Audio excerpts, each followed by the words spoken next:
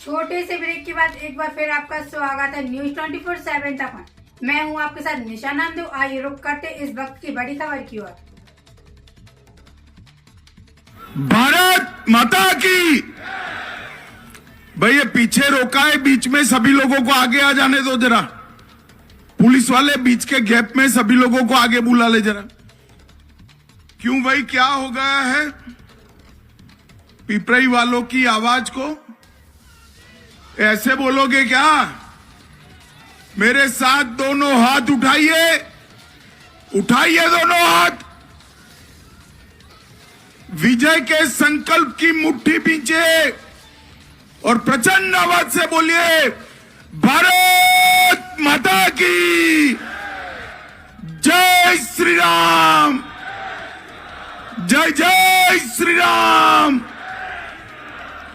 मंच पर उपस्थित मध्य प्रदेश के लोकप्रिय मुख्यमंत्री श्रीमान मोहन यादव जी, हमारे गुना के सांसद श्री केपी यादव जी, श्री आलोक तिवारी जी, धर्मेंद्र सिकरवार जी, राजू बाथम जी, विजेंद्र सिंह यादव जी, जगन्नाथ रघुवंशी जी, पन्नालाल साक्य जी, देवेंद्र जैन जी, महेंद्र यादव जी, हमारे वरिष्ठ नेता और क्लस्टर प्रभारी भाई भूपेंद्र सिंह जी, प्रीतम सिंह लोधी जी, जजपाल सिंह जज्जी जी, महेंद्र सिंह सिसोदिया जी, और आज इस पवित्र धरती पर आए हुए प्यारे भाइयों बहनों माताओं और मेरे जिगर के टुकड़े जैसे युवा मित्रों, आप सभी को मेरा नमस्कार। सबसे पहले मैं प्राचीन केदारनाथ जी, 20 भुजा देवी, करणी माता, करीला माता, संत रविदास जी और टेकरी सरकार को प्रणाम कर कर मेरी बात की शुरुआत करना चाहता हूं। भाइयों बहनों, मैं आज गुना मत क्षेत्र में आया हूं, तब हम सब के लिए श्रद्धेय श्रीमंत राजमाता साहब को भी श्रद्धा पूर्वक प्रणाम कर कर मेरी बात की शुरुआत करना चाहता हूं। हम सब भारतीय जनता पार्टी के कार्यकर्ता जो मंच पर बैठे हैं, आज की भारतीय जनता पार्टी की कल्पना ही नहीं कर सकते अगर राजमाता साहब ने जनसंघ और भाजपा की नींव में बलिदान न दिया होता तो आज भाजपा यहां न पहुंच सकती। मैं राजमाता साहब को सम्मान के साथ प्रणाम कर कर मेरी बात की शुरुआत करना चाहता हूं। भाई और बहनों, मैं राजा साहब के लिए वोट मांगने आया हूं। ज्योतिरादित्य जी मेरे मित्र भी है, भाजपा के वरिष्ठ नेता भी है, मगर ज्योतिरादित्य को आप जिता के वक्त एक बात याद रखना, ज्योतिरादित्य को दिया हुआ एक एक वोट नरेंद्र मोदी को तीसरी बार प्रधानमंत्री बनाने वाला। कई क्षेत्र में मैं जाता हूं तो लोग कहते हैं कि साहब हमारे सांसद को आप आगे बढ़ाना, हम जिता कर भेजेंगे। अब आपको तो बना बनाया मंत्री मोदी जी ने यहां चुनाव लड़ने के लिए भेजा है, प्रचंड बहुमत से जिताना।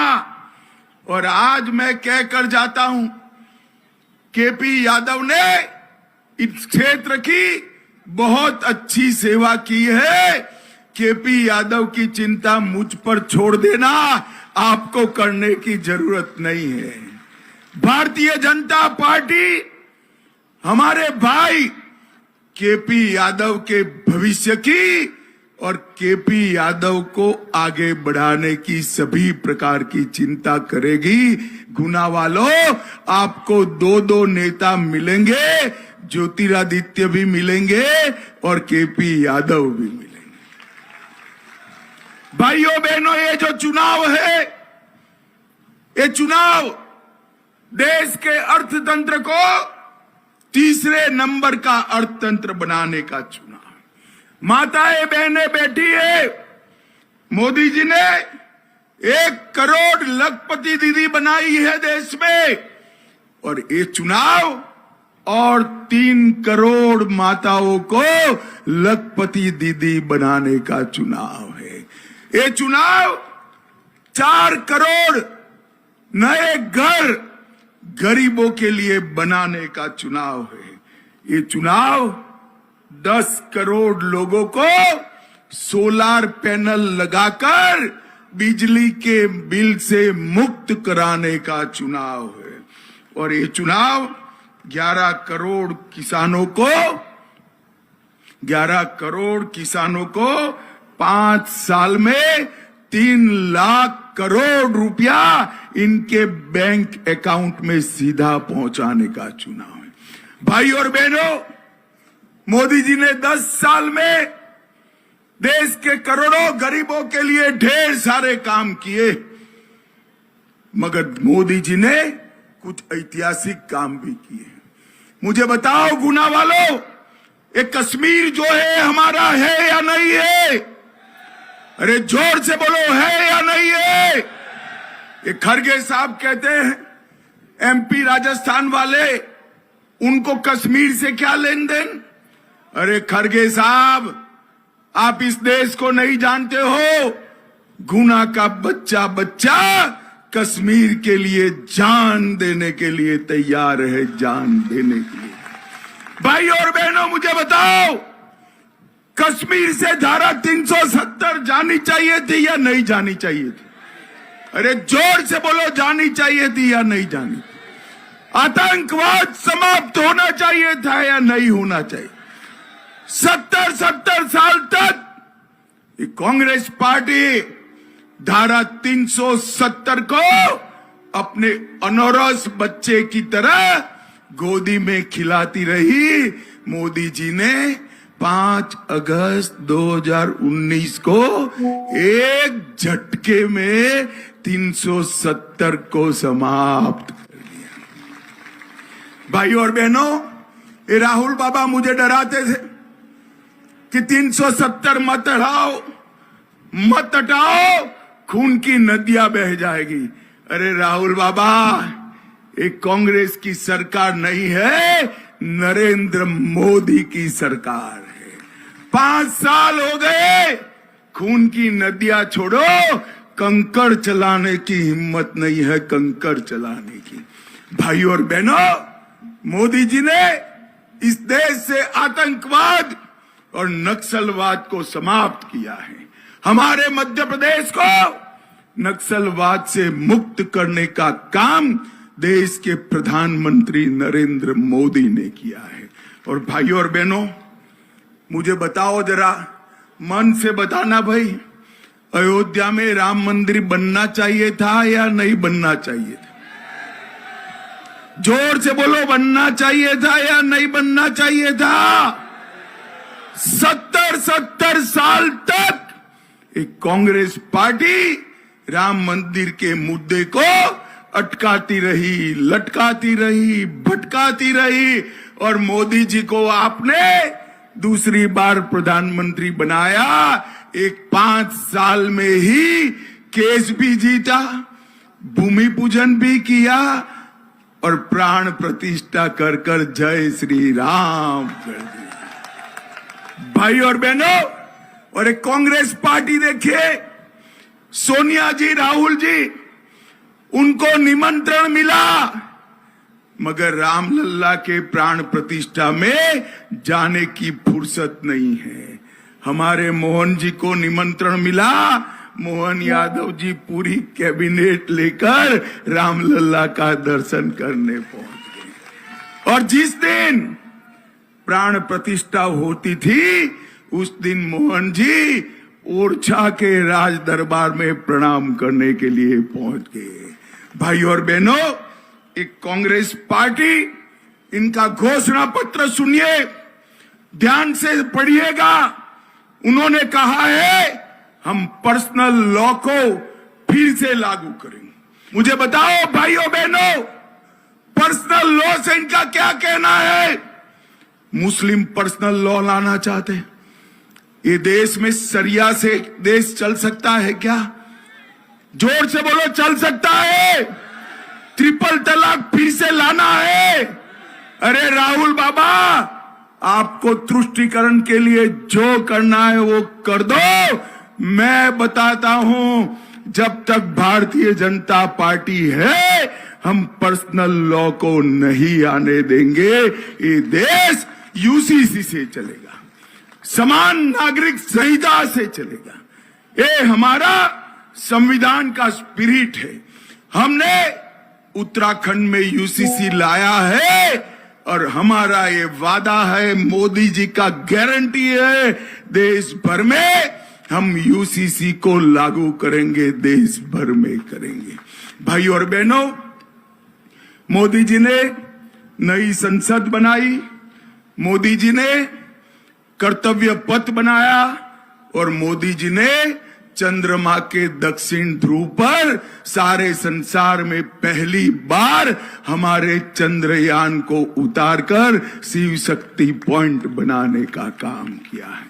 मोदी जी ने इस देश के विकास में सबसे पहली प्रायोरिटी एससी, एसटी, ओबीसी को दी। कांग्रेस पार्टी कहती है इस देश के संसाधन पर सबसे पहला अधिकार मुसलमानों का है, माइनॉरिटी का है। भाइयों और बहनों, कांग्रेस की मनसा हम नहीं बढ़ाने देंगे। मैं आज गुना की धरती पर कह कर जाता हूं, इस देश के संसाधन पर सबसे पहला हक गरीब का है, दलित का है, ओबीसी का है और हमारे आदिवासी भाइयों का है। इसको कोई झुठला नहीं सकता। ये कांग्रेस पार्टी ओबीसी विरोधी पार्टी रही। काका साहेब कलेलकर कमीशन का रिपोर्ट सालों तक दबाकर रखा, मंडल कमीशन का रिपोर्ट सालों तक दबाकर रखा, केंद्र की संस्थाओं में ओबीसी को रिजर्वेशन नहीं दिया, ओबीसी आयोग नहीं बनाया। मोदी जी ने ओबीसी आयोग बनाकर पिछड़ा वर्ग को संवैधानिक सम्मान देने का काम नरेंद्र मोदी जी ने किया है। नीट की परीक्षाओं में, मेडिकल के दाखलों में और बाकी सारे केंद्रीय संस्थानों में 27% आरक्षण ओबीसी को देने का काम नरेंद्र मोदी जी ने किया है। भाइयों और बहनों, सिंधिया महाराज यहां से भारतीय जनता पार्टी के प्रत्याशी है। हम सब में विकास में सबसे समर्पित अगर कोई व्यक्ति है तो गुना वालों, आपका ये महाराज विकास को सबसे ज्यादा समर्पित है।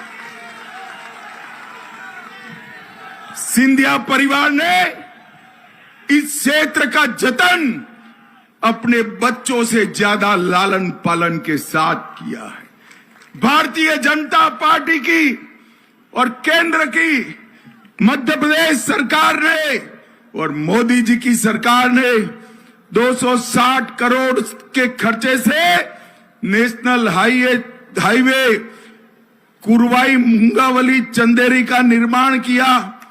112 करोड़ गुना में नगर पालिका में आवास योजना में लगाए, 45 करोड़ एयरपोर्ट बनाने में लगाए, 83 करोड़ स्वास्थ्य केंद्रों के लिए लगाए, 560 crore Chanderi micro irrigation project में लगाए, 90 crore Malhargarh micro irrigation project में लगाए और 100 करोड़ से 3000 हेक्टेयर ग्वालटोरिया मीडियम इरिगेशन प्रोजेक्ट को भी मंजूर करने का काम किया।